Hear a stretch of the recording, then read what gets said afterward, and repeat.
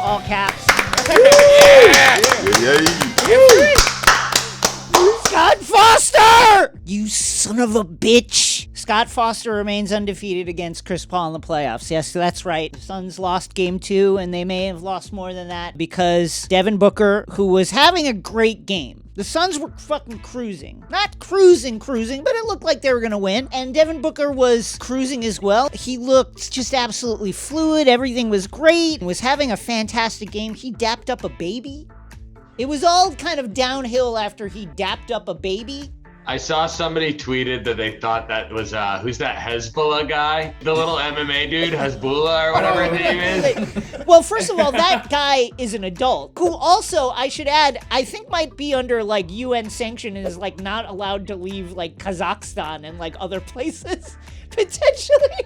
Devin Booker, again, was having a fantastic game, and then he was hustling back on a defensive play, which we should add, people shit on him early in his career. Oh, Devin Booker, he's just points, he's empty points, he's not doing everything else. Here he was, hustling back on defense, and he pulled up lame, grabbing that leg, walked like gingerly to the bench in a way that you knew he knew it was bad, but also like he didn't want to admit almost to himself that he was hurt. Like he gutted it out to walk to the bench. And now we have these tweets by Woj. Tweet number 1 from Woj. There's still an evaluation ongoing on MRI results of Phoenix Suns All-Star Devin Booker's right hamstring, but it appears unlikely he will be able to play in games 3 and 4 in New Orleans, sources tell ESPN. Now, that's devastating news, obviously, for the Phoenix Suns and their fans. Aaron, your thoughts? Everybody's kind of going through the really early stages of depression right now, but we still are hopeful. Like, we think that 3 and 4, we should take them easily. I mean, they shot 55% from 3 yesterday. Wow, so easily. I don't think, didn't need to throw the adverb easily in, but the easily is still there. So this is Woj. Woj tweeted this. This is at 11:25 on 420. And then very, very, very clearly, someone in the Suns front office fucking screamed at Woj. And then Woj followed up with, the right hamstring strain is believed to be mild. Hold on. Let me just clarify. Mild hamstring strain, and Devin Booker isn't being rolled out of the opening round series. Sources scream at me in my fucking ear after I tweeted that he will play in games 3 and 4. I think the scary thing is, this is the other leg from the one he had previously injured, which, you know, yoga, I don't know, like start stretching more. I don't know, like drinking more water. Like what can we do here? I mean, I know those Kardashian girls do yoga. Like, he can go in on a session with them every once in a while and just hang out, get a little stretch. Also, like those classic cars like don't have power steering and stuff. Like maybe it's too stressful on the body to drive those cars. I don't know what it is, but I just think we got to protect Devin Booker right now. This is obviously devastating and not what we wanted to see. He was like one of those Easter Island statues, staring straight ahead, just looking super, super mad. They rely heavily on their bench. Nice move by Alvarado. Just gauging the seriousness off of Booker's like demeanor, I'm worried. That's all. Booker legitimately looks so angry. We're wishing him the best. Shouts to the New Orleans Pelicans. Let me just say this. I don't want to see Zion this series. Keep that energy. You want out? You want to force your way out to a sub 500 Knicks team where you will star and play less than 40 games for a team that will win 37 games? You want to do that? Then just keep that. Keep that energy and do that. Don't play with this extremely titillating and interesting young Pelicans team with B.I. and CJ McCollum and Jackson Hayes and Herb Jones. Don't play with them. Force your way to the Knicks if that's what you want to do. Moving on, Sixers-Raptors Game 2 in Toronto on Wednesday. Joel Embiid further kicking dirt on Nikola Jokic's MVP campaign with an incredible game winner that is going to be the clip that everybody plays when Jokic is lifting the MVP trophy while looking really sad because for the second straight year he has been eliminated in the first round. It's not his fault, but it's a bad look. On the hit, bam! Right when he gets past you, George, you're running out. Tobias, you're picking him, and then you're popping. Go early, Danny. All right? I mean, I go. Embiid, Maxey trying to break free. They circle around. It's Joel. He turns. He fires for three. It's good. Embiid. He makes his shot, and the Sixers have taken the lead. If Doc Rivers' career was a video game, the game after the game that he goes up 2 games in a 7-game series is like a boss in a video game for him. And shouts to him for escaping in overtime from Toronto. You got to give it up to my guy. So the Jazz lost game 2 to the Mavericks. Troublingly, in exactly the way the Jazz always lose playoff series in the Rudy Gobert era, which is they got smalled out, right? The Mavericks went tiny and were like, okay, we dare you to come out into the deep water and come find us, Rudy Gobert. And now we're going to shoot 1,000,000 threes and everybody's going to go crazy and we're going to win. That is troubling. What is also troubling if you're a Jazz fan and absolutely hilarious is this dig by Jason Kidd. Back when Dwight Howard was still in the league. Oh, what's that? He's still in the league? Sorry. Back when Dwight Howard was good, like a star player in the league, I used to joke that if I was on the opposite team as him and we were playing Dwight Howard's team in the playoffs, I would be whispering in his ear every time down the court, man, we can't guard you. I don't know why they don't post you up 40 times a game because we cannot handle it. Literally, like if they posted you up 40 times, you'd score 40 times. Thank God they're not doing that because we don't have an answer for it. Here is Jason Kidd doing that exact thing, but about Rudy Gobert. Yeah, and they, we felt they got to their playmaker, Gobert, because he only had one shot. And they got to their playmaker. Hold on. They got to their playmaker, Gobert. I got to rewind this again. I got to turn it all the way up. Hold on. Yeah, and they, we felt they got to their playmaker, Gobert, because he only had one shot. And they try to get him more shots, and they're going to have to continue to get him more shots.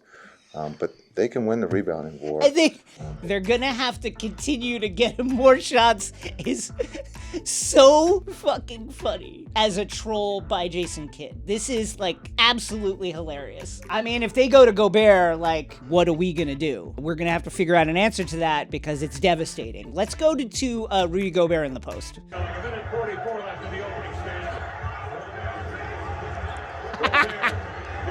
Any play in which Rudy Gobert has to dribble twice is a bad play. Any play in which Rudy Gobert has to dribble once is probably a bad play. That is going to do it here in Game 3.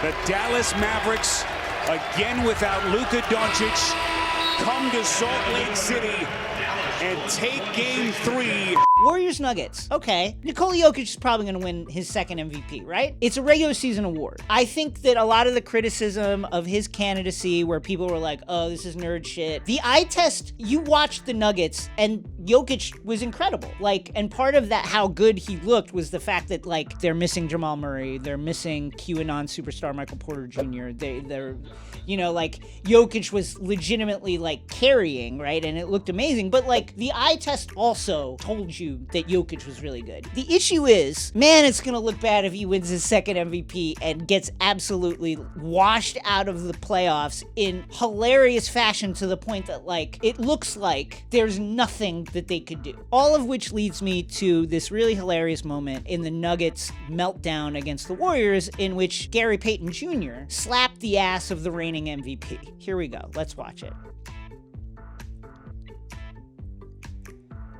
I love that it's slow-mo just so we get it.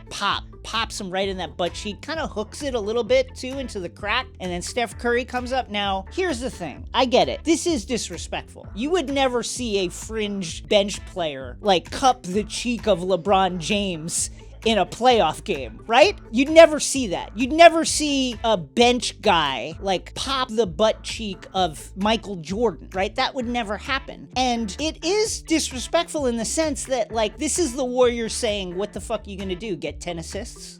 What are you gonna do about it? Get 12 rebounds? Uh-oh. Like, we're not scared. The Nuggets need to go out there and slap Steph's ass on every possession, right? If it's good for the goose, then it's good for the gander. That's what the response should be. Go out there and slap Draymond on the ass. See, if I was the Warriors, I'd start slapping each other's ass. I'd start after free throws. I'd slap my own ass. I mean, they're basically doing that. They're basically doing that. I mean, after every made three, like, Steph Curry was, like, voguing under the fucking basket. It's no wonder the Nuggets were, like, so mad. The Warriors were just, like, having a legitimate pool party after every basket because they just know the Nuggets can't do anything about it. It's unfortunate. All of which is to say, we gotta extend MVP voting to Game 5 of the first round. Because Jokic won't be playing. I just feel like, I'm not saying he doesn't deserve it, I'm just saying it's a bad look. It kind of waters down the MVP. A little bit. It just waters it down. Nets Celtics continues, an exciting series full of off-the-court drama, on-the-court drama, double-finger birds. But what we're interested in is Ben Simmons. Will he play? Apparently he played 4-on-4 this week. He's been getting up shots, as various clips from Nets workouts have shown. And I'll just say this. Is it a good idea that a guy who hasn't played in a year and the last time he was on the court, it ended in humiliating and devastating fashion? Is it a good idea that he takes the court with a bunch of players that he is legitimately never played with, never played organized basketball against an opposing team with these guys? Should he play in this extremely tense and exciting playoff series? No, he should not play, but yes, he should play because it would be so fucking awesome. It would be hilarious. Why? Because Ime Udoka will empty the bench to foul Ben Simmons every time he is on the court, and let's just see if he's been working on his foul shots. It would be a terrible idea, and that's why it absolutely should happen. What does Kyrie do whenever, like, Bruce Brown is standing in his driving lane? He looks mad, right? He's always waving guys out. I'll tell you, if Ben Simmons is standing in the wrong spot because he's never played with these guys, Kyrie and KD will stare fucking laser beams through his heart. I want to see this. Wouldn't it be cool if he hit like a game-winning shot and like everything? No. It would be cool. No, it Wouldn't it be cool if a dragon appeared right now and then bestowed magical powers on me? That's the same thing. A fantasy. That won't happen. And now for a playoff edition of Anal ASMR, where analysis and ASMR come together, we are delighted to be joined by one of our great friends, Mo Dakhil. You know him from the Athletic podcast. You know him from jumpball.net. You know him from his own Twitch streams. Mo, are you ready? I think I'm ready. Okay, great. Let's do this. Let's go to Hawks Heat. The Hawks, I felt like in Game 2, found a little bit of something when Trae Young was off the ball. Any glimmers of hope for the Hawks against the Heat? Yeah, and I think it was in the name of Bogdanovich. They need a second scorer, and he got hot in the fourth quarter. He's a bucket getter. He can score in a hurry. He can do a little bit of on the ball as well as playmaking and things like that. And that's what they're going to need, because they need to give Young a chance to work off of screens, which is something he has resisted for a long, long time. The physicality of the Miami Heat has been something that has gone, kind of viral on the internet. If you were coaching the Hawks, what would your answer to the physicality of the Miami Heat be? Throw the first elbow. Hello? Yeah, first play of the game. Drop Lowry with an elbow. This also might explain why I am no longer allowed in the NBA. What I think is the most exciting series, Celtics-Nets, notwithstanding, is Grizzlies-T-Wolves. Grizzlies came back and won Game 2 in convincing fashion. What adjustments did they make against this really scrappy, really exciting Timberwolves team that features Karl Towns and Anthony Edwards? The very first thing was they played Steven Adams fewer minutes and started going with some of their younger, more athletic bigs. And let's also just add in the multitude of fouls that he ends up drawing, because he can't keep up with Cat athletically, who also himself is very foul prone and does a lot of stupid things on the court. Ah, yes. Sorry, I was just making a calming sound there. Any other things that have stood out to you from this playoffs? I am very excited to watch the Utah Jazz implode against the Dallas Mavericks without Luka. I don't want Luka to play the series, and I want to see what happens. Here's my analysis of Game 2. Oh, I was hoping it would be a fart sound one. There's like a small one. Almost. There. Mo, thank you very much. Thank you for having me, and I want you to know this has been incredibly hard for me, because I am a loud person, Jason. Okay.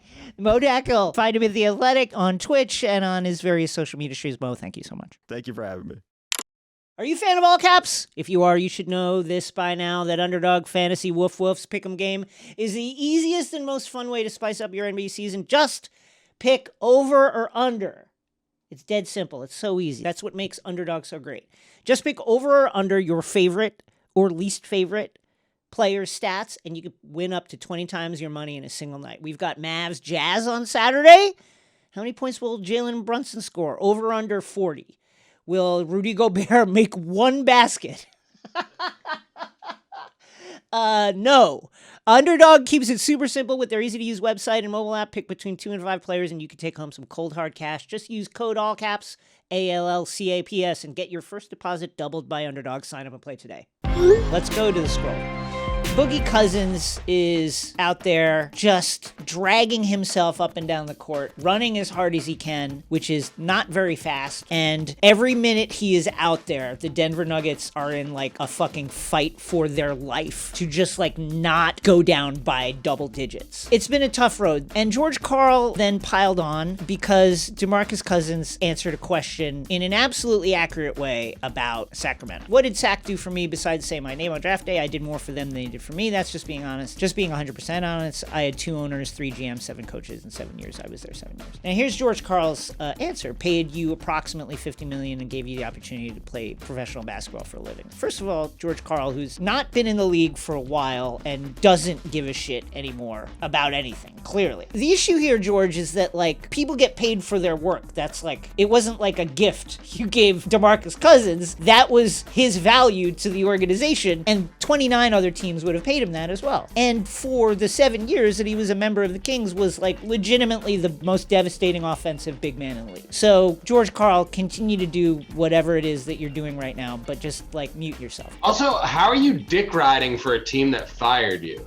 Why are you still doing this? Here's the thing about the Kings. So Sam Presti came out and did a 2-hour Q&A on the heels of a season where the Oklahoma City Thunder lost 1,000,000 games. By design, they're tanking, right? But he came out and he faced the music and he answered the questions. And I think if you're a bad team, and if you're a bad team like perennially, like you've gone 10 years plus without making the playoffs, or you've got like the worst record by aggregate over the last 20 years, like the New York Knicks, when you have a bad season, you should have to go out there, the GM should have to come out and should have to answer questions for like 2 hours about why the team fucking sucks. Period. Like, Vivek, where are you? You need to answer questions about everything that has happened for this organization for the last 10 years. You have to. Weren't we saying like we should take money away from these owners too, or Yeah, all the stadiums that get publicly funded, if you don't make the playoffs within 10 years, throw deadbolts on it. Lock it up until you give us the money back, or you're locked out. You're locked out. I mean, I honestly fucking love it. The fact that these teams can just continue to like shit on their fans and never answer questions about it is insane. Now, Leon Rose did come out and do a press conference, a very, very controlled press conference, much like, you know, Vladimir Putin might do for Russia Today. But I think they should have to answer questions like of the people. It's beat reporters and fans, and they get to answer questions until they don't have any questions to throw at you anymore. That's all. Let's go to the Heat, where Kyle Lowry continues to do Kyle Lowry stuff, only now we're noticing because Heat culture. What's that smell? It's Heat culture, folks. Here he is, just running up DeAndre Hunter's butt and like running through him and drawing the foul on DeAndre Hunter. He's like Kool-Aid Manning DeAndre Hunter's back. And then DeAndre Hunter got the foul and then complained about it, and then Kyle Lowry got in his grill, followed him all the way to the bench like, what are you gonna do? I'm from North Philly. Here's the thing. This is what Kyle Lowry does. And he's gonna continue to do this because this is a Pat Riley team, Heat culture, yada, yada, yada. All of which is to say, Nate McMillan, you gotta take the fine and you gotta go into your press conference and you gotta say, if the refs are just gonna allow Kyle Lowry and the Heat to mug us all the time, then we don't have a chance in this series. I don't know why the referees are legitimately terrified of Pat Riley and Eric Spoelstra but I guess they're on the take. I guess I should start paying money into whatever dirty ref fund there is that Pat Riley pays into, because obviously we don't stand a chance in this series. Nate McMillan, you need to do that, because Phil Jackson, Pat Riley himself when he was coaching, Doc Rivers, this is what you do. This is just what you do. And you need to call attention to this, or else this is going to keep happening. Sorry. Logo says no go. Jerry West issued a cease and desist, or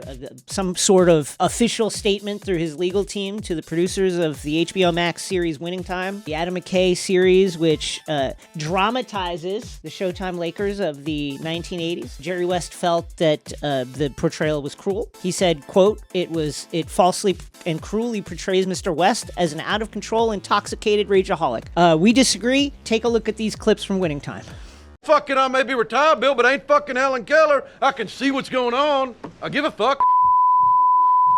Jerry, tell me what you need. Jesus Christ. Fuck you, I don't need no excuse. You call yourself a fucking point guard? You've been out there getting fucking ragdolled.